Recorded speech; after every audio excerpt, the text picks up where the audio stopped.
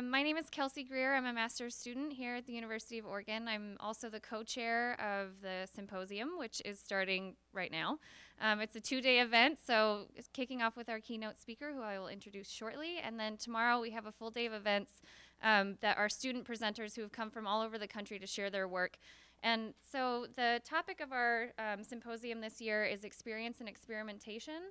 And that's based off of the West of Center exhibit that we have here at the museum. That's been running through the start of this year and is actually closing with the symposium this weekend. So we're kind of tying it all together. And with that, I guess I'll just dive into the many, many thanks that are due for bringing this event together. So on behalf of the Art History Association, I'm going to speak for all of us. I would like to first thank the Department of the History of Art and Architecture. They were huge supporters. They have been. This is our 9th year of the symposium, and we really obviously couldn't do it without them. I would also like to thank the Student Advisory Committee of the Arts and Architecture building. For some reason that's stumbling right now, but they basically have been very supportive of us throughout this whole process as well and giving us a lot of financial support. And most importantly, I would like to thank the Jordan Schnitzer Museum of Art. They are a huge supporter of this event, a big sponsor by allowing us to come here this evening and tomorrow. And they've been supporting us throughout all 9 years of this happening and through many of our other programming that we do in conjunction with them. So I just want to extend a big thank you to their staff and everyone who's helped us along the way. Finally, I want to thank the our Art History Association, and all the people who helped within our program here. First of all, Janet Northey and Sarah Gordon, who are the co-chairs, Treasurer May Slotchauer, Publicity and Communications Officer Rachel Barth, and my symposium co-chair Jordan Cole, who unfortunately can't be here, but his endless hours of emailing is what made this event possible. So we extend a big thanks to Jordan, and I'll just have to send him good thoughts. Let's see. I just want to also send out a reminder that after this event, we have a student-curated art show that's happening at the Laverne Krause Gallery in the Lawrence Hall. That was also done by the Art History Association, and it's all student work, and it goes along with the theme of the symposium, so it ties in with that idea of experimental art. So I hope that you will all join us after this. I'm going to shuttle us all out of the room at 6:30. There's going to be lots of snacks and wine, and then we'll also be announcing the People's Choice Award. Students have been voting on their favorite works throughout the week, so we'll be announcing the winner of that. And then without further ado, it is now my privilege to introduce this year's keynote speaker, Elissa Auther. She's the Associate Professor of Contemporary Art at the University of Colorado in Colorado Springs. Professor Auther is the co-curator and editor for the West of Center, Art and the Counterculture Experiment in America, 1965 to 1977, which is what we have here. And if you haven't had a chance to see it, we hope you will take a moment tomorrow. And this focuses on the diverse visual and performative expressions of the American counterculture. Professor Auther's other publications include String, Felt, Thread, and the Hierarchy of Art and Craft, which examines the innovative use of fiber in American art and the impact of its elevation on the conceptual boundaries distinguishing art from craft in the post-war era. In addition to teaching at the university, Professor Auther is also the adjunct curator at the Museum of Contemporary Art in Denver, where she co-directs Feminism and Company, Art, Sex, Politics, and this is a public program the museum created to explore feminist issues in popular culture, social policy, and art through creative forms of pedagogy. So tonight, the talk she's about to present will delve into the challenges and rewards of curating a show centered around alternative and ephemeral art pieces, as you will see upstairs. And without giving too much away, I'll pass it on to Elissa Auther and let her handle the rest. Sorry, Elissa Auther. Without further ado, Professor Elissa Auther. Give that to your Thank you, Kelsey. Let me just raise this up a little bit more so I don't have to bend over. Is that as high as it goes? Maybe I can work it like this. Can you hear me if I lean over a little bit? Okay. Again, thank you, Kelsey. I'm delighted to be here, and thank you to the Art History Association and everyone else involved in putting this event together. My paper this evening explores the challenges, and I would also say the pleasures of conceptualizing creative forms of practice that privilege indeterminacy and hybridity, active participation, and personal transformation. And this kind of work, much of what is brought together in the exhibition West of Center, butts up against the limits of modernist art history and conventional curatorial styles. It's been hard for art history and mainstream curation to really accommodate creative practices that mix art and life, or that focus on lifestyles. And what's often missing is the actual object, or an easily identifiable style around which an artistic movement can be defined and displayed.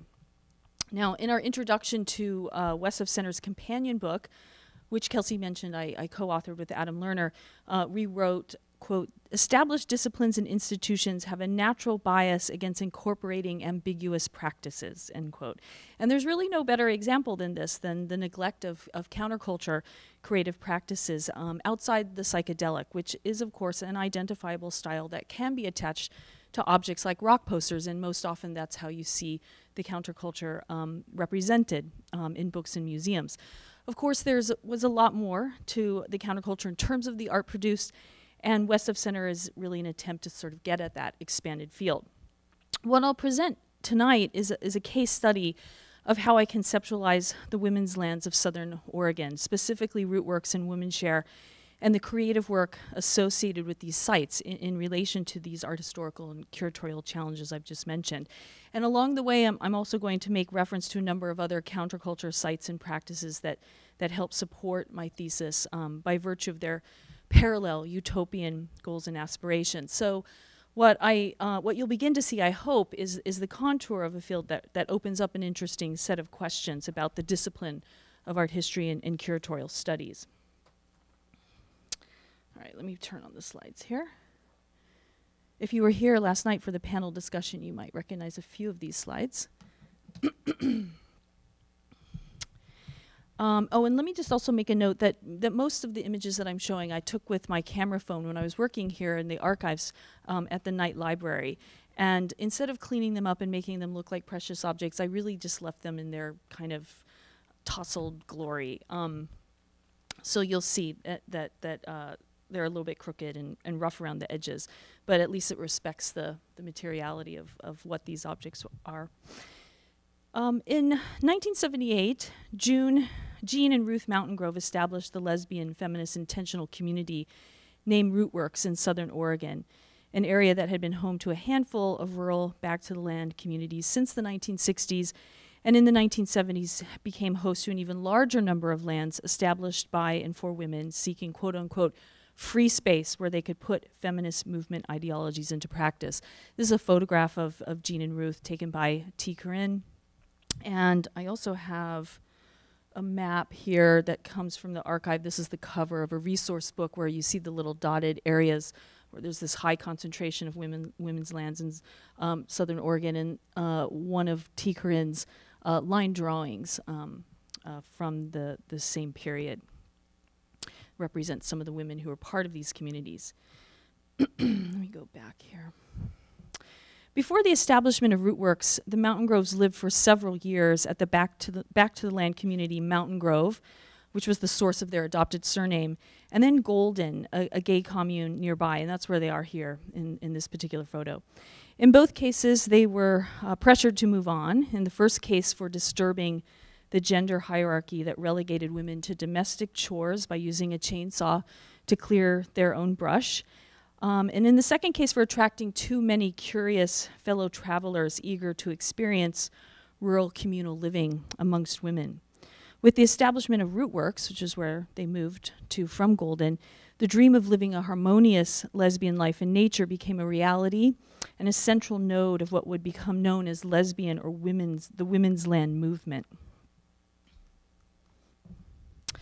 In 1974, the collective Woman Share was established by 5 women, and alongside the leadership of the Mountain Groves, shared a leading role in the vibrant, alternative way of life for the many women who lived, worked, participated in workshops and events, or merely passed through the women's lands of Southern Oregon.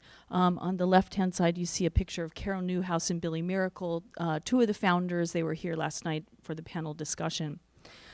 And then on the right-hand side, a line drawing of many of the buildings that were built on the property. Women Share co-founder Carol Newhouse wrote of seeking country life in Oregon in the 1970s as about, quote, coming out and coming into our power and identity as lesbians, we intuitively knew we had to get out of the patriarchal cities and redefine ourselves and our lives.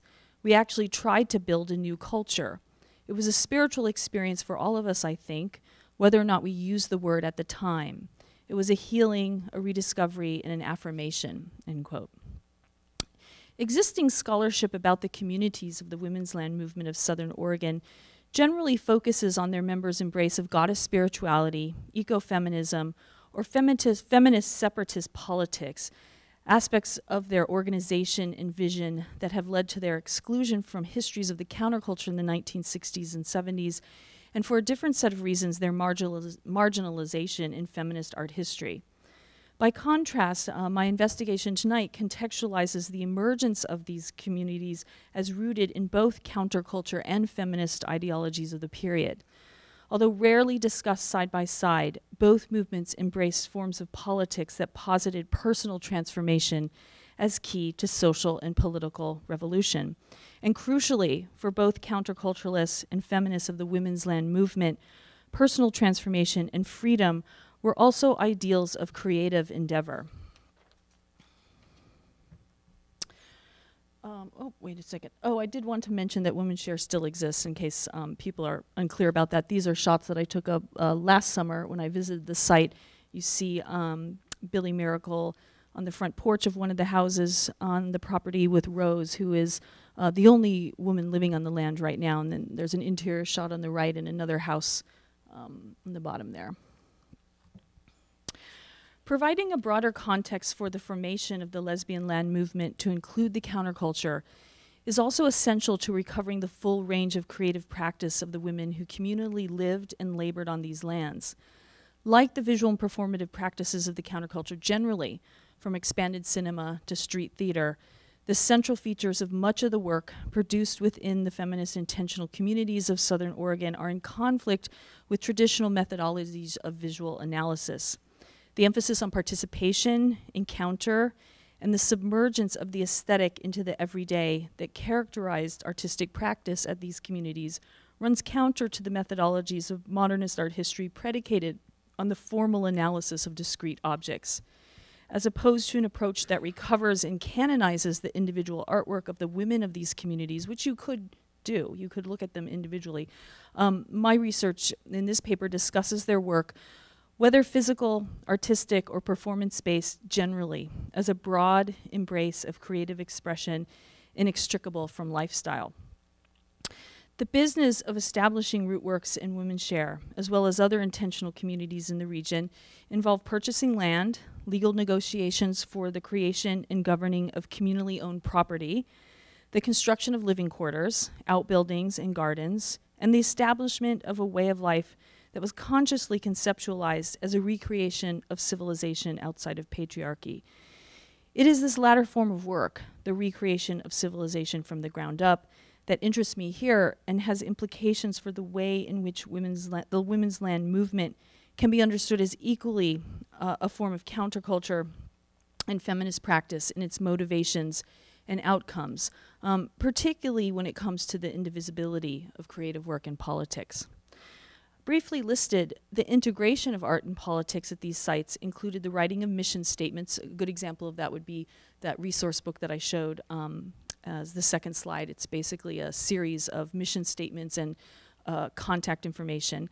Ambitious publishing projects like Country Lesbians, which is a history of the Women's Share Collective, and a quasi-how-to guide for establishing and running an intentional feminist community. The Mountain Grove's New Woman Press and the journal Woman's Spirit, which was established at Golden in 1974 and then transplanted to Rootworks. You see on the right-hand side a cover of one of the 1975 issues.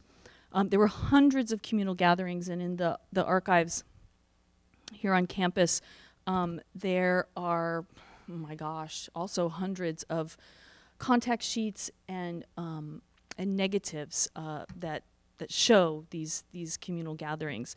On the left-hand side, you see Ruth Mountain Grove holding her songbook called the Turned On Woman Songbook. She was a central part of a lot of these gatherings, and she also spent quite a bit of time documenting every single aspect of these gatherings.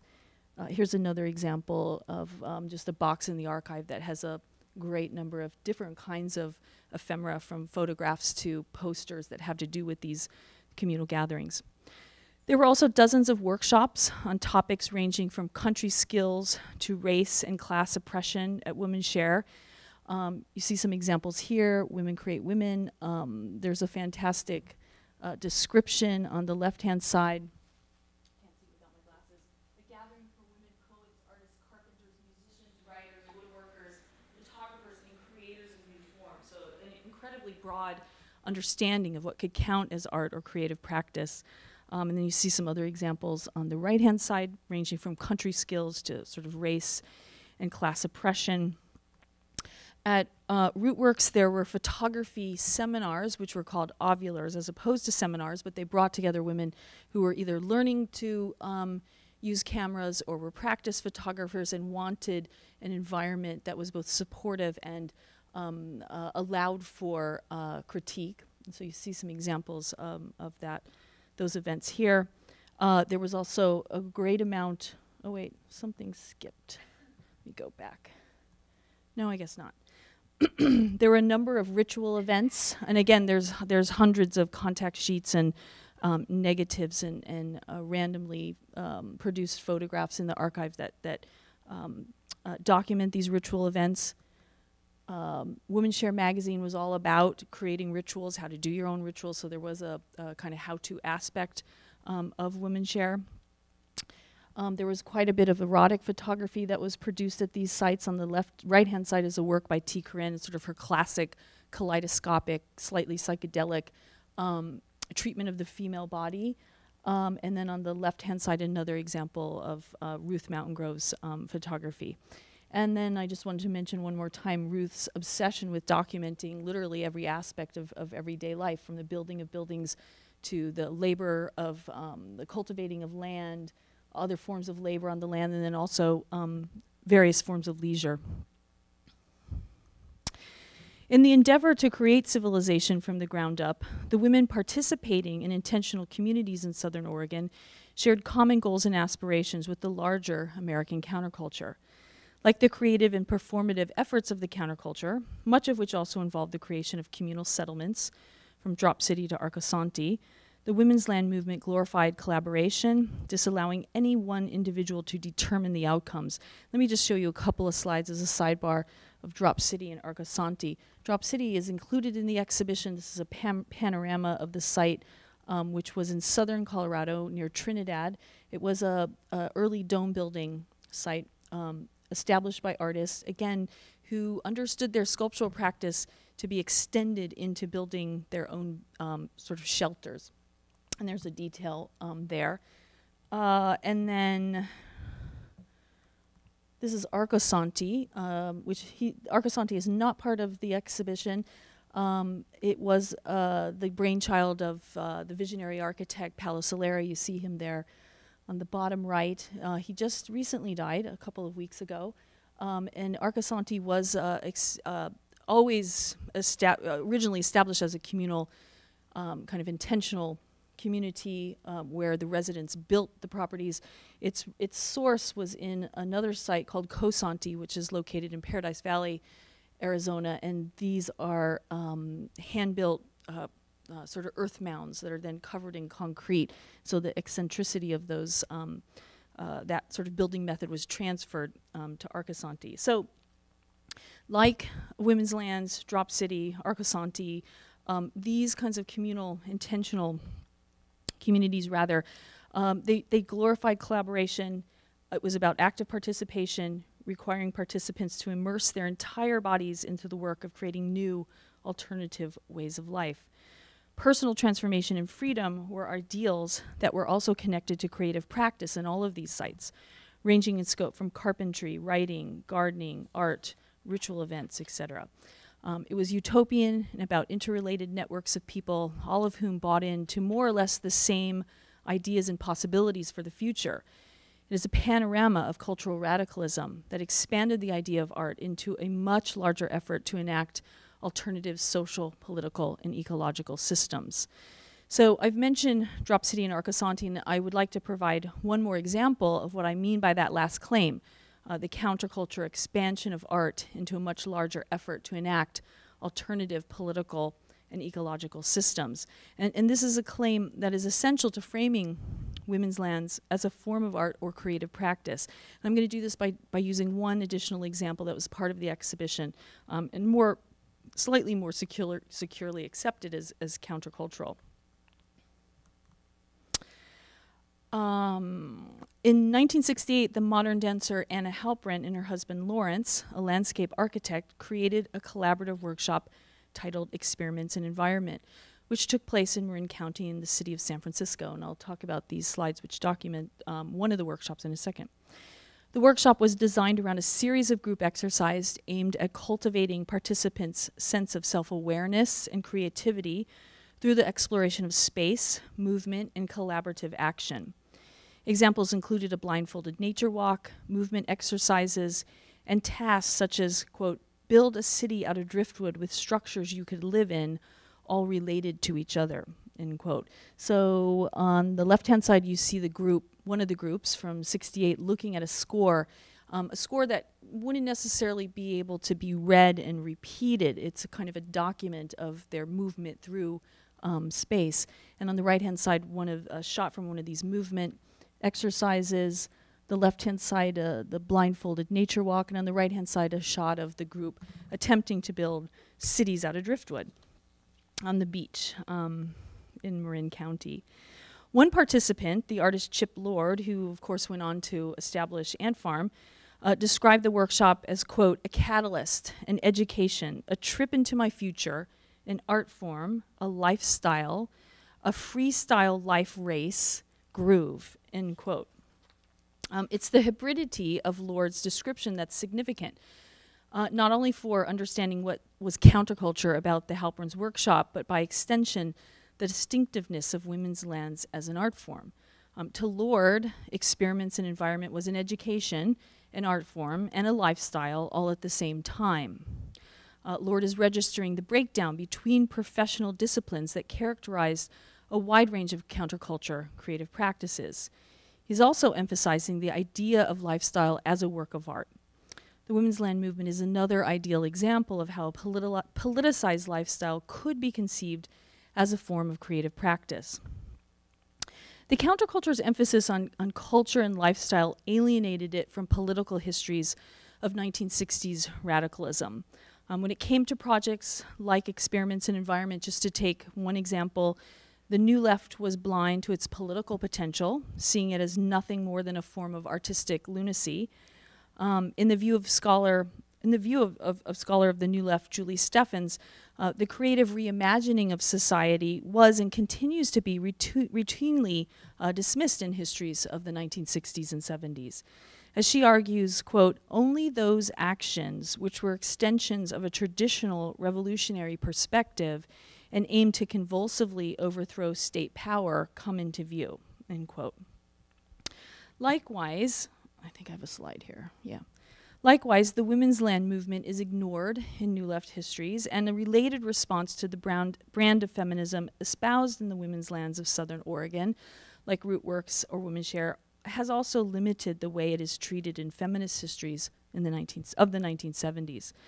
Most obviously, the application of the term, quote-unquote, cultural, as in cultural feminism, has been used to categorize the formation of intentional feminist communities and their way of life as something other than, quote-unquote, real politics. Like Halprin's Experiments in Environment, the creative activity of women's lands, from their actual construction to the visual and performative practices of these sites, are absent in canonical histories of art of the period. Among other problems, the creative workshops and publishing endeavors of Rootworks and Women's Share prioritized women's lives and a real and even imagined feminist society over the art world.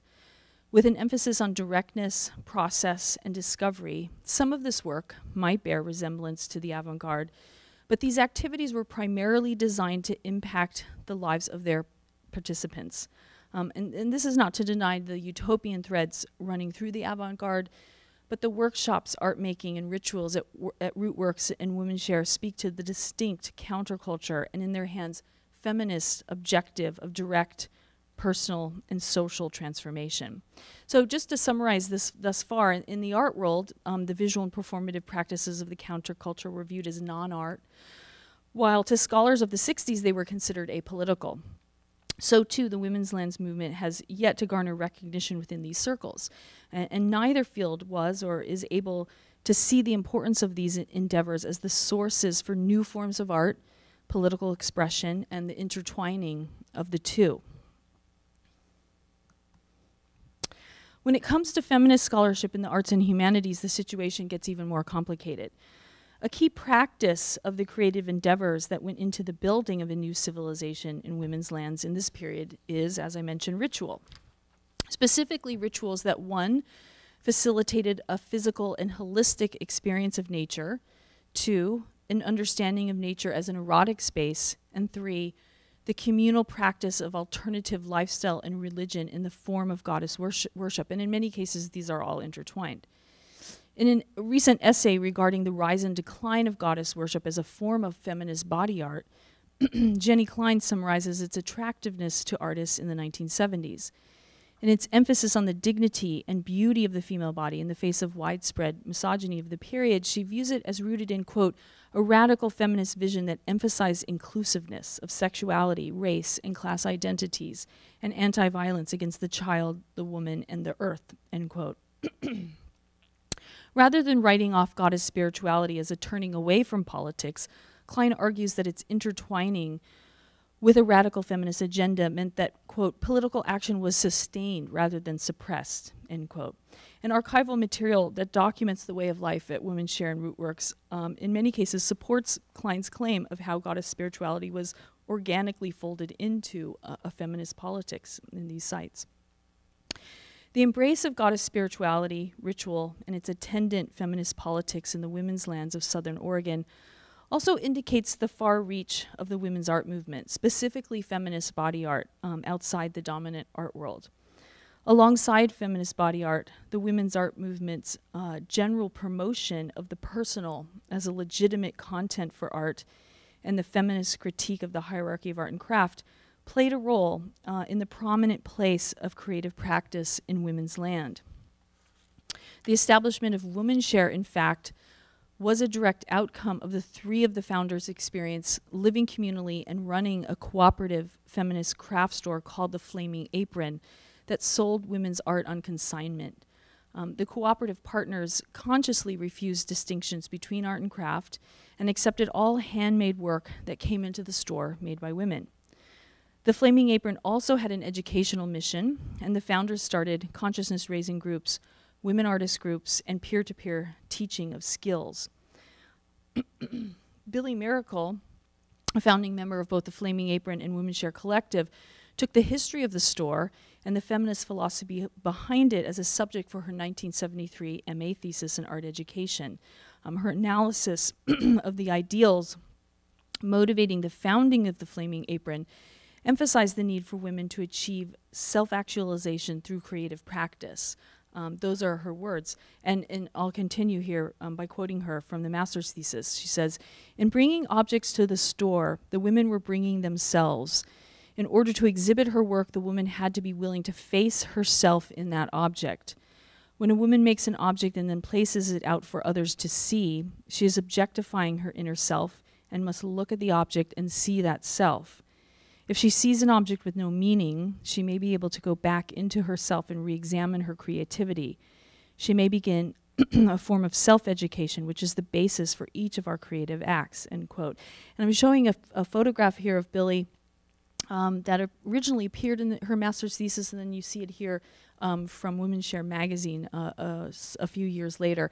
And she's wearing a handmade shirt, and I just bring it up because this particular quote sounds as if, well, it's all about, say, the fine art object, but in fact, her understanding of art was much more broad, and she used the shirt as a way, or kind of like an emblem of her philosophical and political goals for an expansion of the art world where the art object itself almost disappears completely into a way of life. In this sense, it's an item of clothing which is worn on a daily basis and doesn't carry sort of precious connotation. So for her,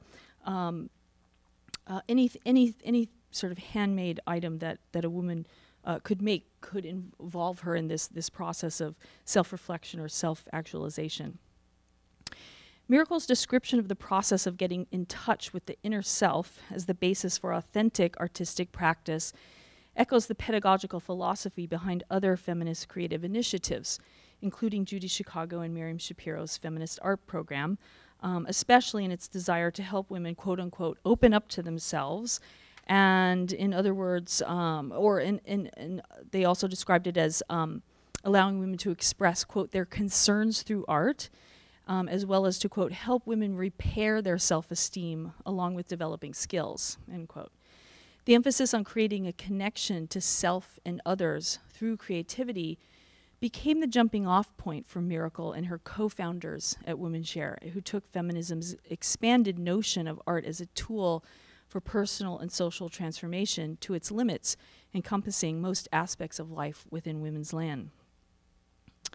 Understanding the creative endeavors of women's land through the widest possible lens, ignoring distinctions between work, life, and leisure, so central to the counterculture ethos, also connects the women's land movement to the longer history of lesbian art grounded in the eroticization of nature. In her recent study, Sister Arts, Lisa Moore identifies, quote unquote, the lesbian genre of landscape arts.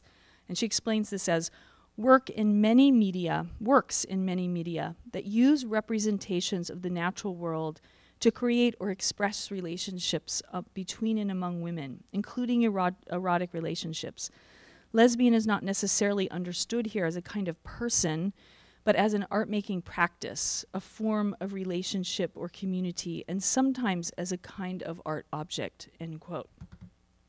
Moore's analysis primarily focuses on intimate relations between women in the 18th century, facilitated through landscape design, gardening, and the female-related related female amateur arts or crafts of shell work, botanical drawing, the collecting of natural specimens, and cut paper collage. And these are a few images that are reproduced in her book. On the left-hand side is a garden of Sir Francis Dashwood. You see a Venus temple on the top of this mound. Below it, that piece there, it was called the Venus Mound. This was created in 1745 and has obvious sort of sexual connotations where you enter into the space with your, sort of romantic partner or lover. Mary Delaney, who is a main figure in this book, then copied that Venus Mound for her own garden there. So you see the conscious allusions to the Venus Mound in her particular garden, where she arranged numerous sort of romantic trysts with female friends and lovers. I also have an example of what she's talking about by cut paper collages. So these, on the cover of the book, is an example of one of Mary Delaney's cut paper collages. She's famous for these very detailed botanical collages. On the right-hand side at the top, it's a little dark. That's another example. And then at the bottom, the black and white image is just a small detail of what was known as the craft of shell work. As Moore demonstrates, within the fields of 18th century landscape gardening and the new science of botanical classification, the shaping of land and the representation of the sexual organs of flowers carried erotic meanings that were marshaled by women for their own romantic purposes. Her framing of these artistic practices as, quote, landscape arts shared between women is easily extended to the vision for and life as actually lived on women's lands in the 20th century. Moore acknowledges as much in her conclusion to her book, in which she discusses T. Corinne's work. And T. Corinne was a major sort of artist, player in women's lands, although she didn't move there until the early 1980s. She spent quite a bit of time there. And probably her most famous book is the Coloring book. At least that's the one that's popularly known outside of Women's Land circles. This is just a page from the archive that announces its, I don't know, third or fourth printing. It became an immediate bestseller. And then a lesser known version, Labia Flowers, that she also produced, that's part of the archive. And then Moore also brings up the example of her images for Yantras of Woman Love, which was finally published in 1982, and this is the collection of those kaleidoscopic erotic images. And then, let me go back to my text here. Although Corinne didn't settle in Southern Oregon until the early 1980s, for many years prior she was an active participant and contributor to the lesbian feminist culture of women's lands in the region. Her particular contribution lay in the feminization and eroticization of nature through the conflation of flowers, landscapes, and the vulva. There's also a series of unpublished photographs in the archive that I think were loosely called Encoding Desire. These are from the late 1970s, where they're specific. She talks about specifically trying to eroticize touch between a woman's body and the flower, and allusions to the female body through the flower. Corinne's work is a direct legacy of the lesbian erotic landscape Moore examines in the 18th century.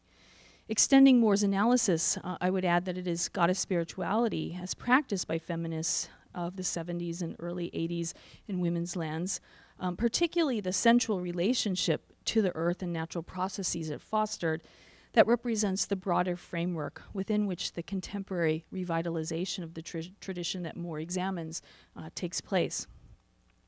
Moore's description of 18th century landscape arts and contemporary iterations of this tradition in the 1970s returns me to the value of taking a wider view of what ought to count as art when it comes to women's land.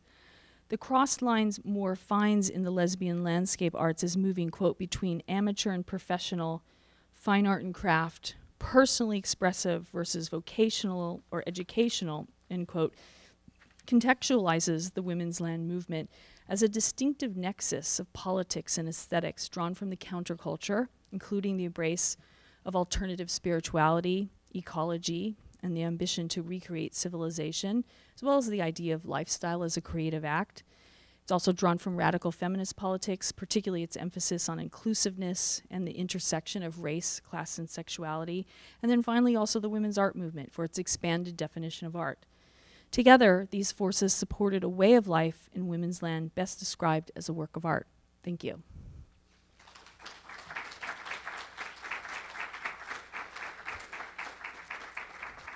More than happy to take questions. Yes.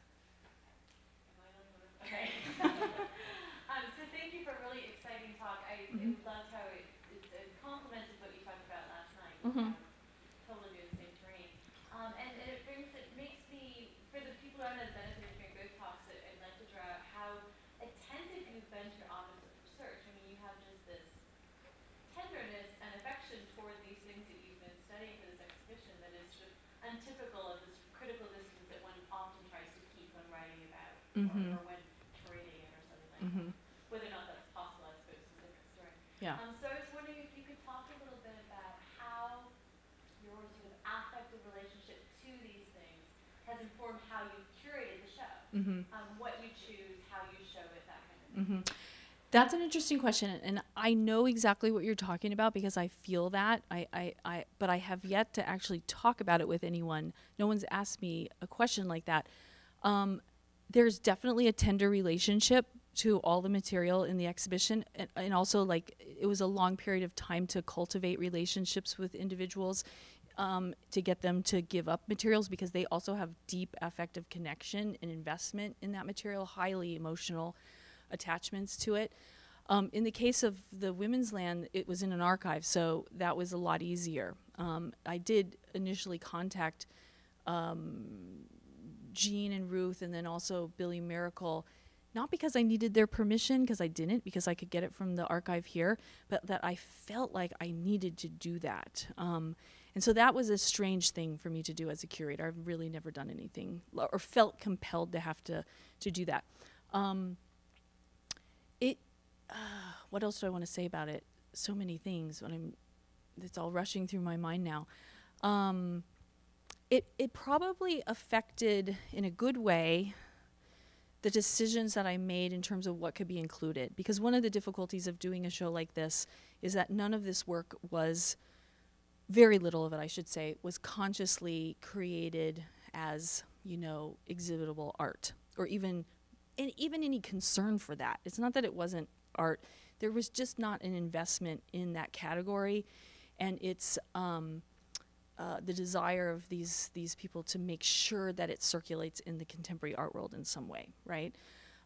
So I think I let my own, like what attracted me, help me make those decisions. Like, okay, this is going to be and this is not, right?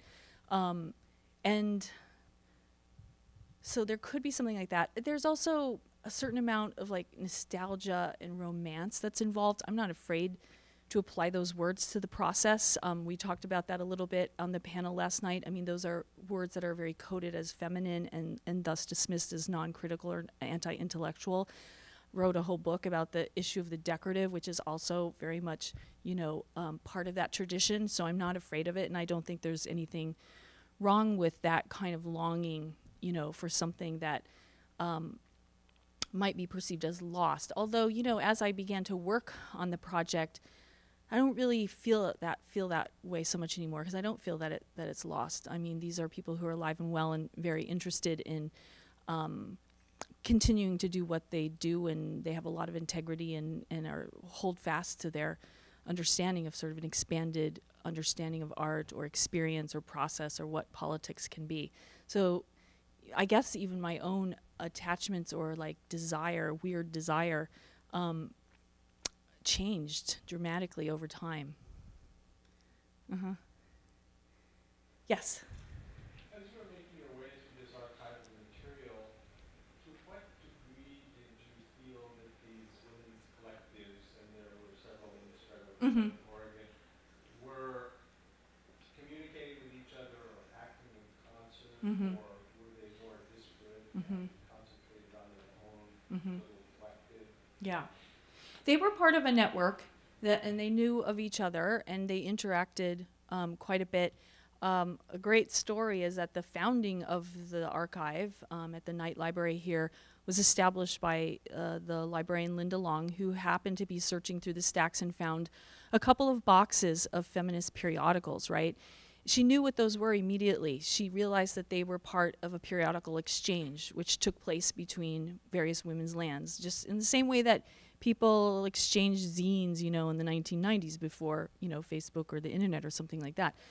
So you would accumulate these huge collections, and you would know, you know, what other people were doing. It's the same with, well, the Coquettes, that installation is a good example. They were also part of a much larger network of about 100 communes in the Bay Area, and there was a press that sent out a newspaper on a regular basis to every single one of those groups, and they were part of a network that shared food and clothing and appliances. I mean, you name it, they had it available. So they had, you know, it seems hard for us to believe today, I guess, I don't know. I mean, I'm old enough to have like circulated Xerox copies of things, you know, amongst friends. It didn't seem hard then. That's how you learned about what was going on. Today, I think with the internet, it seems like ridiculous and totally inefficient, and how did anybody keep up with it? But they did. So, and then Ant Farm 2 was part of a network. And then, of course, the Dome Builders had numerous periodicals that were how-to books and that also circulated information about alternative ways of building and architecture. So it's pretty extensive exchange of information, pretty extensive. Other questions?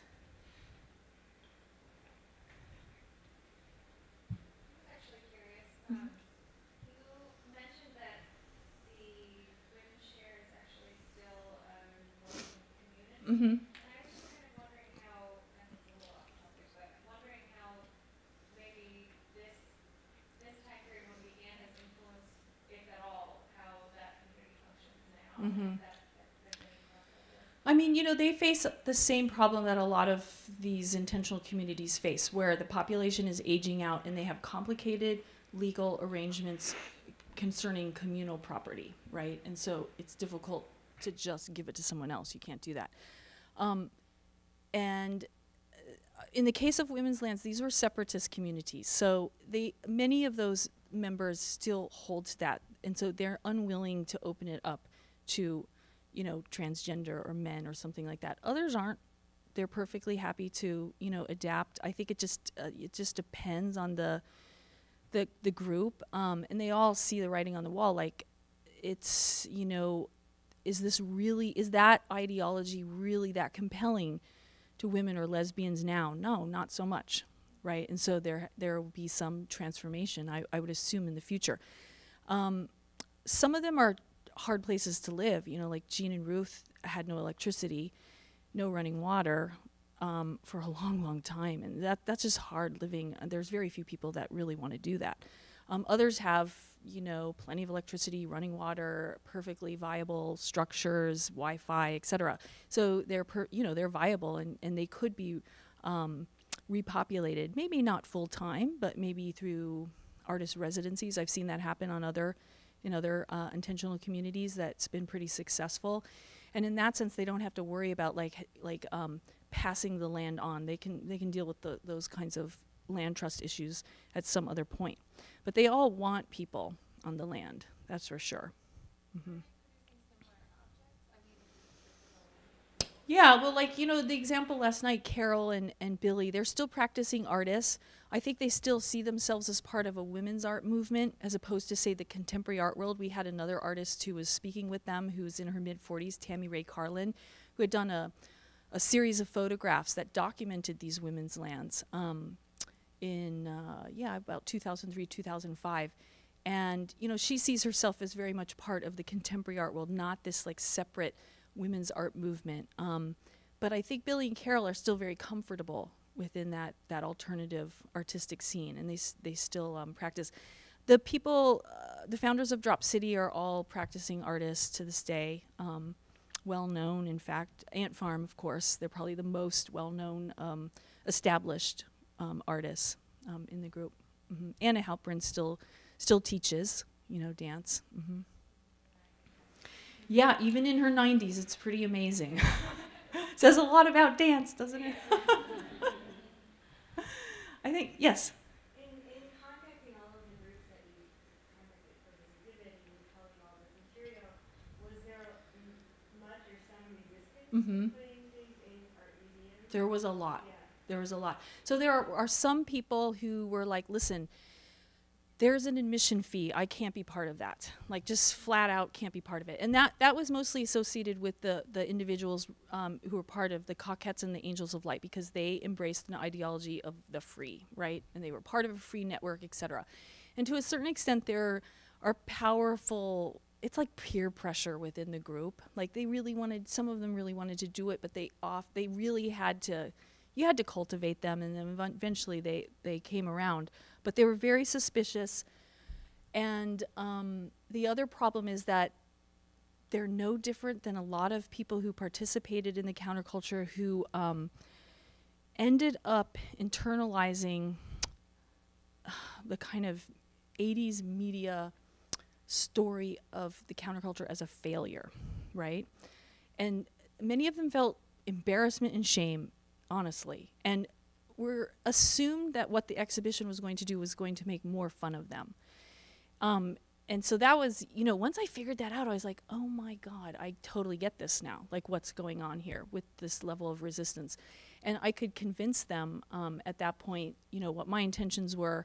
Some of them were, I think, not particularly clued into how relevant their work is to a younger scene today, especially in the contemporary art world, or like the whole do-it-yourself movement, or the revival of craft. So once they sort of saw that, they were very intent on being part of the exhibition. It was like a total 180 once I could understand their reluctance, which had a lot to do with just feeling kind of burned and scared and embarrassed, you know, because they had totally bought it. Like, yeah, they were total failures and they were losers and blah, blah, blah, you know, just went on and on and on. So there had to be a little bit of like group therapy and me convincing them that was a ridiculous, like, why would you believe that? You know, who told you that? And why do you believe it? So, uh-huh. Yeah, go ahead. Uh-huh. So if they were resistant to the exhibition, Mm-hmm. and I'm assuming the sale of their art, Uh-huh. was there like internal systems of exchange? Yeah, okay, that's a good question. I mean, so part of the resistance to exhibiting at art, in some cases, just had to do with the fact that it was an institution, right? And they're anti-institutionalist. Or that there was a fee being charged, right? And there's nothing I can do about that. I'm just like, yep, there's a fee. That's like the reality of it. But you have to remember, most of this work was not conceived as art to be exhibited, right? So you had to get over that kind of hump too and convince them that, yeah, the plan is not to take all of your documents and individually frame them and put them on the wall. Like that is just not, it's not about turning it into a precious object. And I think when you look through the exhibition, it has a feel of, I wouldn't say it's shabby or makeshift, but it has a more casual feel to it. And like just accept ephemeral documents as ephemeral documents. They're fascinating to look at. And if you arrange them in certain ways that are visually compelling, people will look at them. It doesn't require turning them into some high work of art. Interestingly enough, we originally started working with a collector who had acquired a very large collection of Coquette's material. I was under the impression he was the only person who had this material. Like there was a single person who was part of the group. Those groups were really devastated by AIDS, and so a lot of that material ended up in the hands of one person who just kind of inherited it all. And then it ended up in the hands of a particular collector. And we talked with that collector. We thought it was all settled. We were going to use his collection because honestly, I was under the impression that no other material existed. And at the last minute, when he discovered we weren't going to frame and hang every single work of, you know, his ephemera, he basically just pulled out the whole thing. So that was interesting because there's somebody with a different investment in those materials, right? As like fine art and valuable and unique. Just through the grapevine, somebody said, "Oh, I know this filmmaker. She's got this great clip of the Angels of Light." I'm like, "Oh, I should check it out." Well, as I was watching that, I noticed that a lot of the objects that I wanted to have in the exhibition that belonged to this collector also appeared in this film. So then I knew that there was another cache of material, and I finally just tracked down who that person was. And yeah, he doesn't have any interest in seeing it like framed and hung on a wall. That makes no sense to him whatsoever. And so, and to us either, it didn't make any sense. So we were able to basically like recreate that section of the exhibition with his material, which makes so much more sense. Mm-hmm. Yes. I reminded myself I wanted to tell you about another lecture on campus tomorrow. Okay. What's that? You would be interested in it, and now that I've listened, I'm pretty sure you would be, and I realize the audience probably will be too, and it's, as far as I can tell, it's pretty much unpublicized. A woman named Karen Coulter, who's been running this project called the Blue Mountain Biodiversity Project in Eastern Oregon, where she lives, as you've shown some photographs, is doing a presentation in Lawrence Hall in the School of Architecture on a 30-year history of Earth First. Oh, okay. Which parallels in Oregon this whole lesbian movement. And Earth First itself had that. Sharon is a strong feminist, and I'm sure that she will cover the And that's tomorrow. within the Earth First tomorrow at noon at 166 Lawrence. Okay. Thanks for announcing that. Sounds perfectly in tune with everything else that, you know, is going on here in the exhibition. Yes. Mm-hmm. Kind of a two-part question. Sure. You talked about the left and the feminist movements, kind of history of those movements ignoring the women's land movement. I'm wondering if maybe that was kind of two-sided, like not just them ignoring the women's land movement, but women's land movement ignoring, if you can call it like the mainstream feminist movement. And then secondly,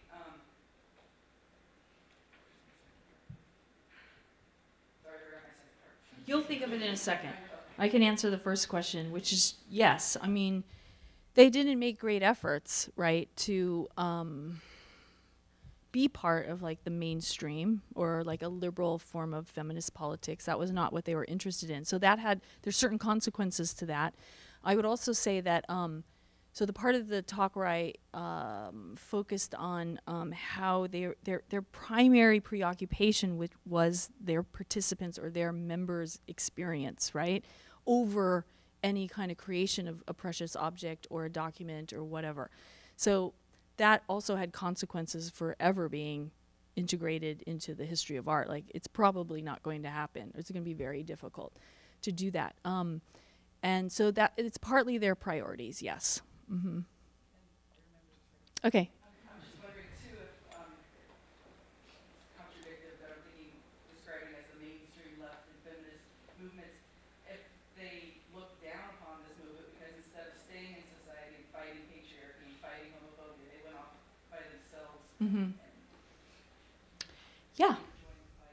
Right, because so a lot of that activity, whether it's Ant Farm or Anna Halprin or the Coquettes, I mean, they all understood it as connected in some way to politics, but it was a kind of politics that was rooted in personal transformation, which then would have some effect on a broader society, right? As opposed to, say, participating in what some people call disciplinary politics, which is like street protests, those kinds of direct action, right? And so it was easy to dismiss this work as nothing, and also just silly or frivolous, lunatic, too surrealist. I mean, there's a whole range of ways that it was kind of marginalized. And most, again, it's partly because you had to be in it, right, to understand it or to have it, you know, for there to be any effect for you. Like, looking at it from the outside is not so interesting. Even, you know, for the dances of Anna Halprin, yeah, you can watch those dances, but they're really meant for you to participate in them. And a lot of you could say the same for a lot of what went on at Women's Share. And so that has, it's hard to talk about. It's hard to intellectualize because it's so process oriented and experiential. Mm-hmm.